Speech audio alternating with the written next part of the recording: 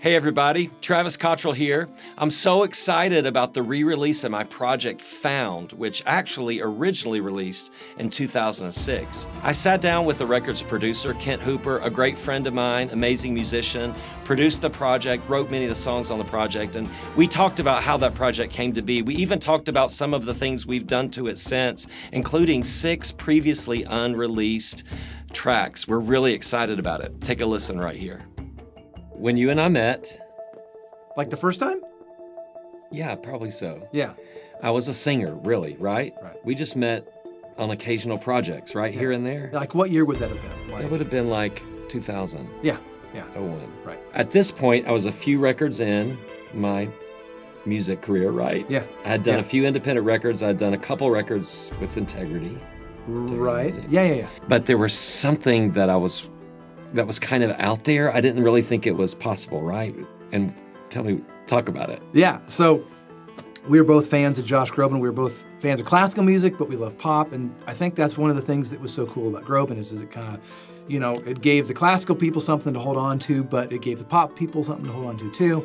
And that really hadn't happened in Christian music at all. Right, or any music, kind of. I mean, it was kind of an he was his own thing. It was like Bocelli and Groban, that was it. Right. Yeah. Right. Yeah. So when and I think that was like 01, his first record, and then the second one was like 03, and so that started happening, it opened up an entire totally thing. And they were selling a bunch of records, and there was clearly like a hole in just the overall marketplace for something like that. Right. Yeah. And that is like that's where my voice always sat the most naturally. Right. But I was always kind of just stuffing it away because I thought, well, there's no place for this. And nobody was making music in a modern sense like that, for sure, until Groban came. So you were like, well, why don't we do it? Yeah. And I really I didn't have a vision of how we could make it work financially or make it work just creatively. I had you really ran with it. That was at a time when getting strings on a record was like not a small deal. Like it was a really big undertaking. And that genre of music, you can't, we'll put 4 people in a room, it'll be fine. Right. It was like, you do it right or you don't do it, right? Right. So you're talking 30 players at the smallest amount. To get that many people in a room in Nashville at that moment in time was tricky. So the thing back then was you would go to Prague. Right, and going to Prague was brand new right then. Like brand new, like within 2 years or so, people were starting to do it. It was literal pennies on the dollar here. And then, the hotels were cheap and the food was cheap. So, the whole thing just made sense. So we could make a really big sounding record for really economically. Yeah, it was way cheaper. But there were a couple tracks that we felt like we could probably do in Nashville that were like a smaller size section.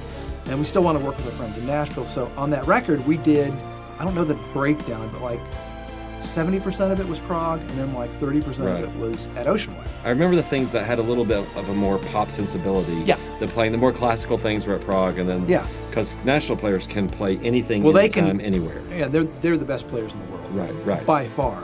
But even now, we don't really have a big space. We have Ocean Way, which sounds amazing, and it's got this really fun pop rock edge, but we don't have a scoring stage here. Right? So in Prague, the size of that room was huge. It's 3 times the size of Ocean Way. So it's I guess we're going to Prague. So here we are, you're a producer, you're a programmer, you're a keyboardist, and I'm the artist, but we were missing a key component, which was the arranger, the orchestrator. So Philip Keverin did all the orchestrations on the record, and he and I go back, way back, and he's just brilliant. And he brings an LA sensibility, but he's a great guy, and we've just done a lot of stuff together. So what I love about what he did was he gives such a nod to the classical sense of some of the songs, but let's be honest, it's not pure T classical. This is very much on the pop side. So then he also has to give that nuance of pop sensibility to everything. Yeah. And he did it perfectly on this project. He does that better than anybody I think I've ever worked with. He's so rooted in classical music, and he just finds ways to interject that vocabulary into whatever he's working on. The other thing that we did with this project that I love so much is, I'm from Boone, North Carolina. Yeah. I have this kind of Appalachian sense in my heart and spirit.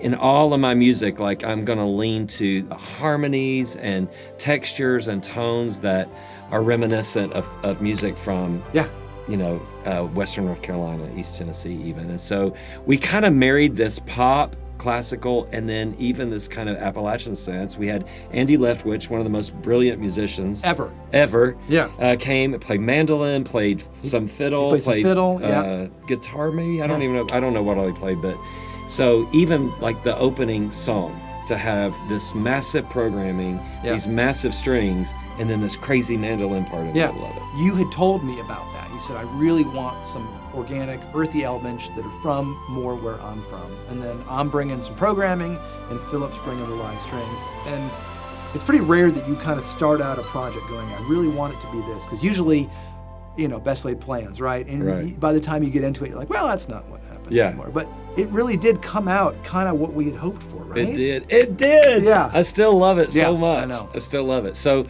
okay, so here's what happened. So we made that record. Now it gets complicated. Found disappeared from the iTunes store, right? And I to this day don't really know why. Right.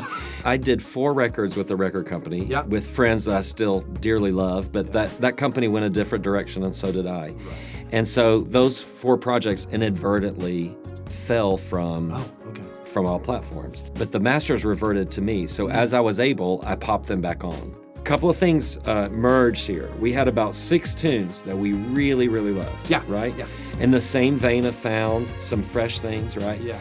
And we also have Found that was that needed to kind of be refreshed a little bit. Yeah. Here we are. We found ourselves with like a Found Deluxe, right? Yeah. Is that what we had? When you came to me with that idea, I was so not ready for it. But it was like, oh yeah, we had recorded 10 songs for a potential new project. And I'm like, well, these 6 kind of are part of this world, part of this identity. Why don't we release it? Like, you were even a little nervous that I was going to be bummed that those 4 were kind of going away. Right. And I wasn't. Like, because we worked hard on those 4. Yeah. I was so excited about bringing back the 2006 Found record. Because to this day, it's one of the things I'm most proud of. I didn't have the vision to remix and remaster, but you said, while we're doing this, let's pull Found up. Let's open it up and remix, remaster, maybe add a couple of surprises to it and a new voice here or there. And we've done that. About 3 years ago, I was procrastinating doing something. And so I was going through my old hard drives, just seeing, what do I have? I found, right? And it was like, oh my gosh, it's all there. And so I threw that on a drive, backed it up to the cloud, and I'm like, I don't know why, but I felt that I needed to do that. Right. And then when you brought this up, I'm like, dude.